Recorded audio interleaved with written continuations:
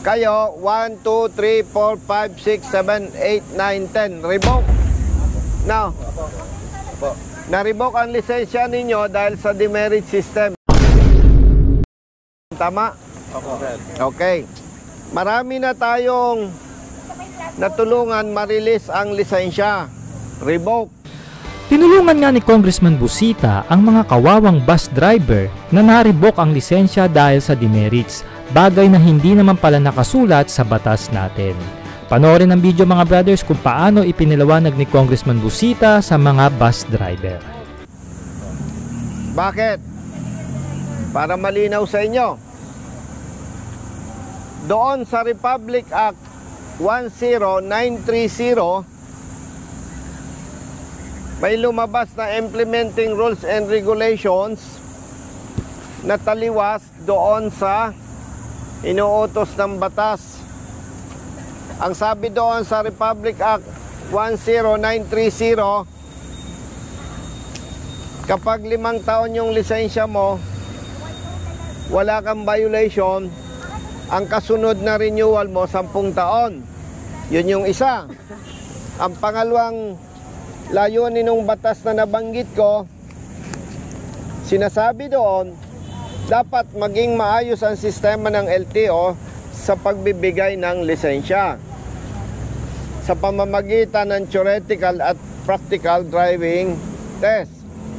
Na kapag magkaroon ka ng lisensya at may anomalya, papanagutin ng LTO personnel at ang nabigyan ng lisensya.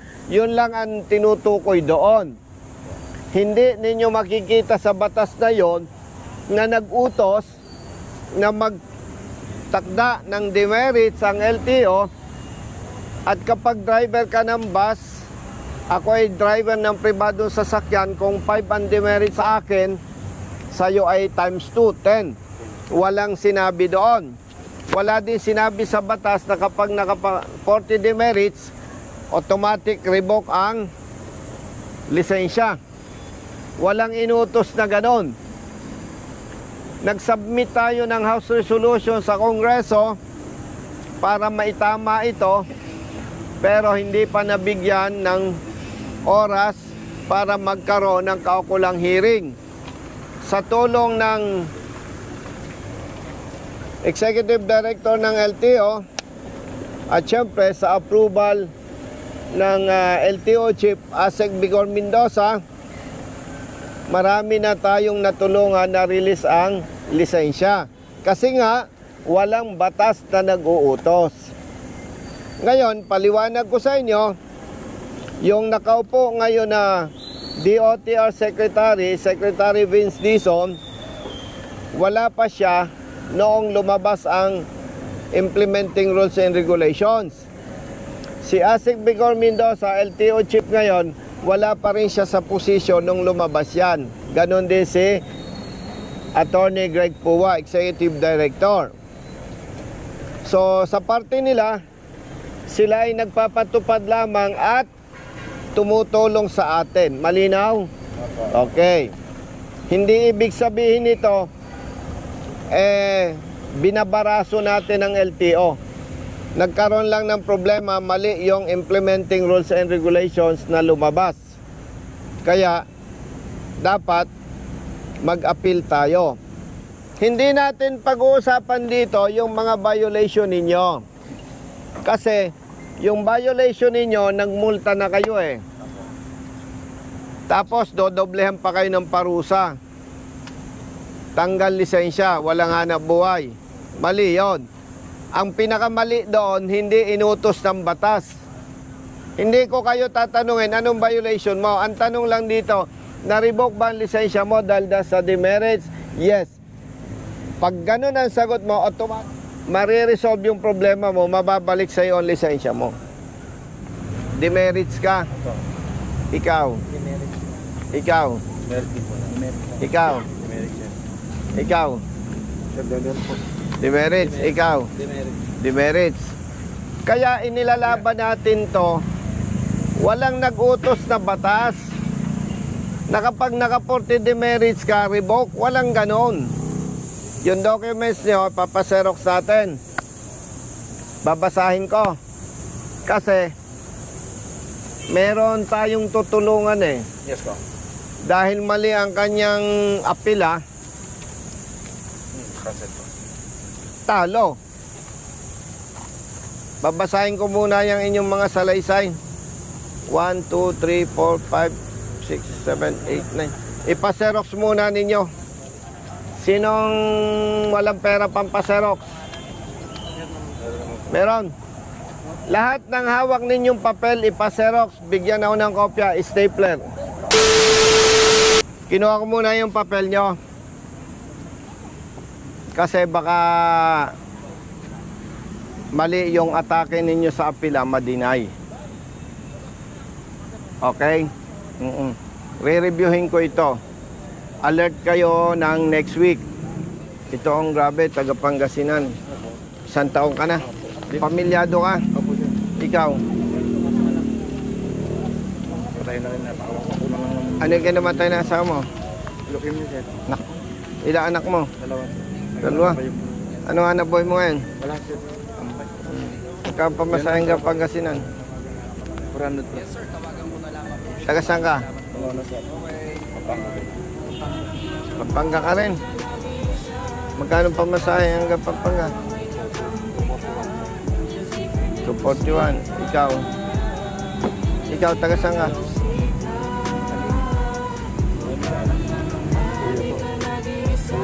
Ikaw? Tanggas, magkano pamasahe mo?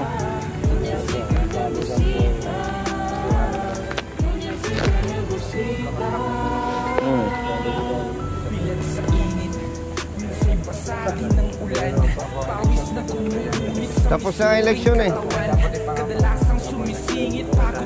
Payat nga yan eh. Ikaw, magkano? Isang biyahe, 400. O, pamasahe. Balikan. Ikaw. Ha? 241. Di times 2, nasa 500. O, biyakin nyo. Patiin mo. Taga saan ka? Ang gono lang. Awag ka na. Lapit mo. Ha? Basta magkita tayo, sagot ko pamasahe nyo. Yung taga malayo, ha? Eh, mahirap lang yung inyong kakampi. Kaya magtyaga-tyaga kayo dyan. Ha? Eh, kahit tayo ay talo, tuloy pa rin. Hindi pwedeng umatras tayo dahil kawawa kayo. Di ba? Sinong tutulong sa inyo? Meron? Wala? Wala. Kasi sabi ko. Ha? Hayaan nyo, yung masasama, mamamatay din yan. Ha? No? Di ba? Kawawa ang pamilya nyo. Yon ang pinakamabigat. Katulad mo, single parent. Ilan anak? Dalawa, oh. Ikaw, pamilyado. Ikaw. Oh. Talagang, ano eh, dahil sa walang kaingat-ingat ng mga nanunungkulan, hindi lang kayo ang naperwisyo. Maswerte kayo, mahal kayo ng misis nyo. May tinulungan kami, taga Davao City. Hindi na kaya ang sitwasyon, iniwanan ng asawa. Oh. Kaya pag uwi nyo, salamat kayo sa misis nyo. Tapos alas 5 pa lang, maligo na kayo. Diba? Ito, hindi trabaho ng congressman. Kaya lang, anong gagawin natin? Bahala kayo sa buhay nyo. Hindi pwede. Kaya ako'y pumasok sa politika para magsulong ng batas. Pero sa loob ng 3 taon ko, kahit isa, hindi pinalusot sa Kongreso. Kaya naghangad ako magsenador. Pero natalo tayo. Huwag kayong malungkot. Dahil halos lahat ng nakakausap ko, ibinoto daw si Colonel Busita. Pati pamilya, bumoto. Eh, wala naman tayong pera para tayo magpetisyon. Matuto tayong tumanggap ng problema. May mga oras para sa atin. Kailangan lang maging matatag tayo. Katulad nito, mali ang pagpapatupad ng batas. dapat itama ang implementing rules and regulations. Wala tayo sa position, pero magsisikap tayo na maitama ito. Pagpasensyahan ninyo, dahil tayo sa ating bansa may mga nanunungkulan na nagsasabing public servant, pero ang totoo, perwisyo lang. Pero mo, hindi naman inuutos ng batas na gawin sa inyo yan, pero lumabas sa IRR. Ganyan. Bakit malakas ang loob ko magsalita sa inyo ng ganyan? Nakita ko eh. Kinonsulta ko sa abogado eh. Eh ano pa ang patotoo natin? Yung mga naunang lumapit sa akin, okay na, nagmamaneho na. Nabalik na ang lisensya. Oh. Kaya doon sa mga taga-malapit, paumanhin, wala akong maibigay sa inyong tulong na suporta. Yun naman taga-malayo, ang kaya ko lang itulong yung inyong pamasahe, mabalik lang, back and forth. No? Okay? Kayo ba, nagtanghalian na? Ha? O sige. At i-evaluate ko ito para yung ating atake sa apila malinaw. Baka mamaya, hindi ko naman kayo hinahamak, sinubmit natin to, baka merong hindi mo dapat binanggit. Kasi kaya naging mahigpit ako ngayon na dapat ma-review ko. May lumapit sa amin, may-ari ng bus, nag-appeal, denied. Binasa ko, mali ang appeal. Ay maabala tayo ng matagal. Kaya dapat makita. Brother Matt, ano yung lumapit sa atin? Panalo dapat, mali ang atake. O di talo. So gano'n lang mga brothers. O sige, brother. Sige. Tawag po kami sa number po ninyo. Yung inyong telepono, laging bukas ha. Ulitin ko, yung inyong telepono, laging bukas. Para pag tumawag kami, magkakausap tayo. Kung wala kayong pang-load, benta ang cellphone. Okay? Sige, mauna na muna kayong magbiyahe. Ingat ha.